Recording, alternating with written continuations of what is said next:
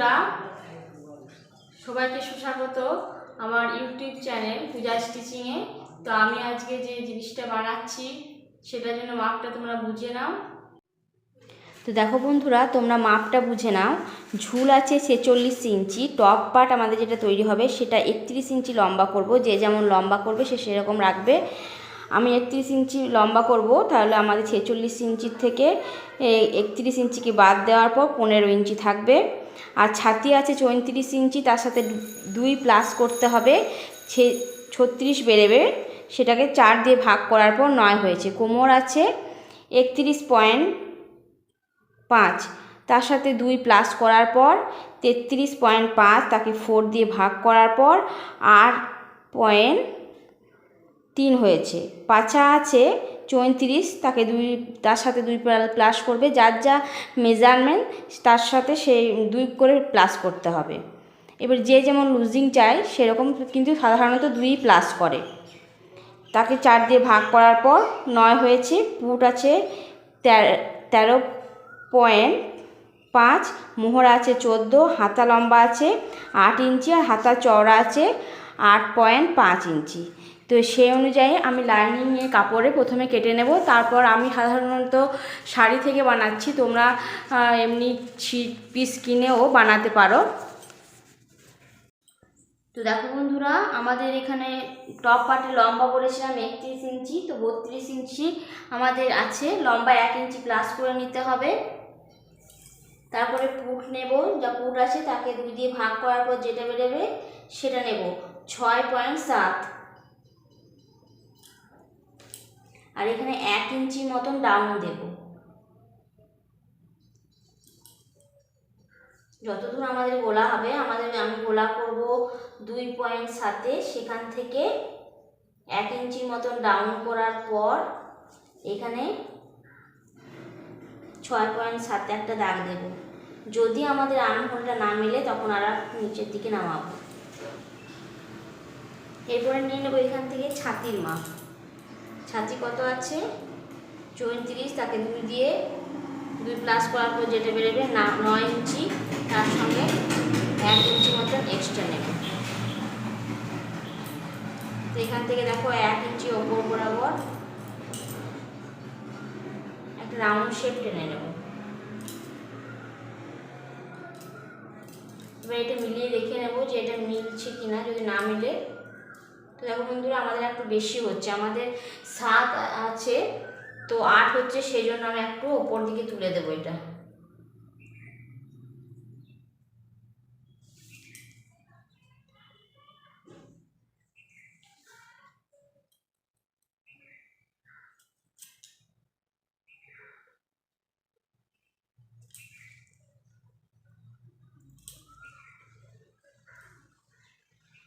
ঠিক আছে।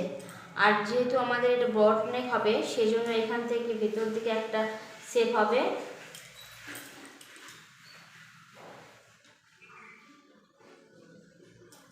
তো এখান থেকেও 1 ইঞ্চি মতন ভেতর দিকে। এটা হচ্ছে সামনের পার্ট, এটা হচ্ছে ব্যাক পার্ট। এবার কোমরের মাপ নেব আমি 14 ইঞ্চিতে। আর ছাতির যেটা পাছার লম্বা নেব সেটা হচ্ছে 20 ইঞ্চিতে। তো কোমরের মাপ যত আছে 8.3, তার সাথে 1 ইঞ্চি মতন এক্সট্রা নিচ্ছি। আর এখানে আছে 9 ইঞ্চি। আগে আমি মাপগুলো তোমাদেরকে দেখিয়ে দিয়েছিলাম। আর এখানে যা আছে, যতটুকু আছে সব নিয়ে নেব। এবার পুরো দাগ টেনে নিচ্ছি।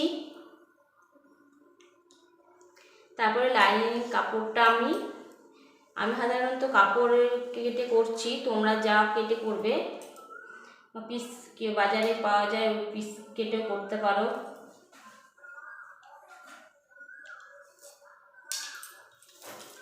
আচ্ছা, এটা 5 ইঞ্চি মতন নিচ্ছি আমি, বেশি লম্বা নেব না।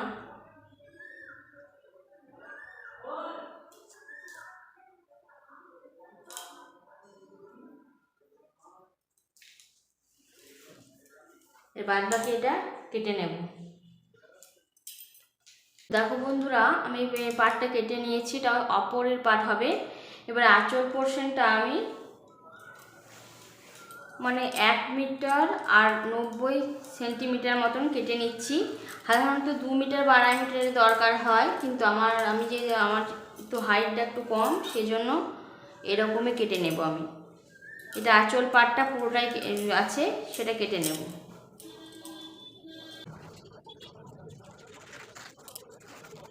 দেখো বন্ধুরা, এই আঁচলের পাটটা আমি কেটে নিয়েছি, যেটা ওড়নার মতন ব্যবহার করব, সেজন্য পুরো আঁচলের পাটটা কেটে নিয়েছি। এরপর টপ পার্ট হবে আর কুচি পোর্শনটা হবে।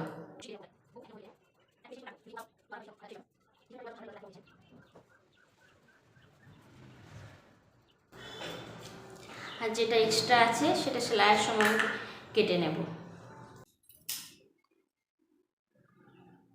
তো দেখো বন্ধুরা, কুচি পাটটার জন্য আমার নিচে দিকে পাইপিং করা আছে। আমাদের 15 ইঞ্চি লম্বা কুচি তৈরি করতে হবে। সেই জন্য দেখো আমি এটা 30.5 মতো নিয়েছি। এটা ডবল করা আছে। এটা সামনের পাটটা, পেছনের পাটটা অন্যদিকে নেব। তো এর নিচের দিকে দেখো আমার পাইপিং করা আছে, সেই জন্য আমার 15 ইঞ্চি দরকার। তাও আমি এখানে 16 ইঞ্চি নিচ্ছি, ঠিক আছে?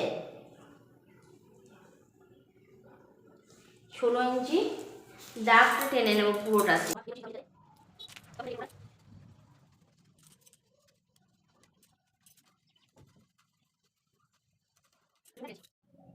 তো দেখো বন্ধুরা, এটা হচ্ছে সামনের পাটে কুচি দেবো, এটা হচ্ছে পেছনের পাটে কুচি দেবো। এখানে পাইপিং লাগানো আছে বলে একটু লম্বাটা কম নিয়েছি, আর এখানে 1 ইঞ্চি মতন বেশি নিয়েছি, এটা সেলাই মার্জিনের জন্য।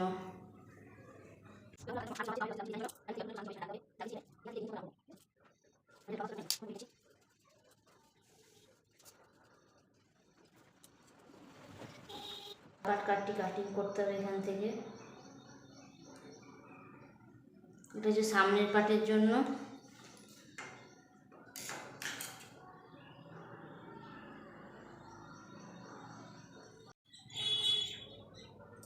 দেখো ফ্রেন্ড, এইখান থেকে এখানে সেলাই করে নেব, তারপরে দেখো বন্ধুরা, আমি সামনের পাটটা রেডি করে নিয়েছি। এবার হাতের দিকটা অ্যাটাচ করব আর নিচের দিকটা কুচিগুলো দেব, তাহলে আমাদের রেডি হয়ে। তো দেখো বন্ধুরা, এটা গ্রাউন্ডের মতনও পরা হবে এরকম করে। আর আমি সাধারণত আঁচল পোর্শনে যেটা কেটেছিলাম সেখানে একটা লক বানিয়ে রেখেছি। দেখো বন্ধুরা, এই সেই লক। আর এখানে বোতাম আটকেছি, এখানে আটকে নিয়ে শাড়ির মতন করে পরে নিলে আমাদের রেডি গ্রাউন্ড স্টাইলের শাড়ি। তো কেমন হয়েছে তোমরা কমেন্ট করবে, আমার পেজকে সাবস্ক্রাইব করে দেবে, লাইক করবে আর শেয়ার করে দেবে। সবাই ভালো থাকবে আর সুস্থ থাকবে।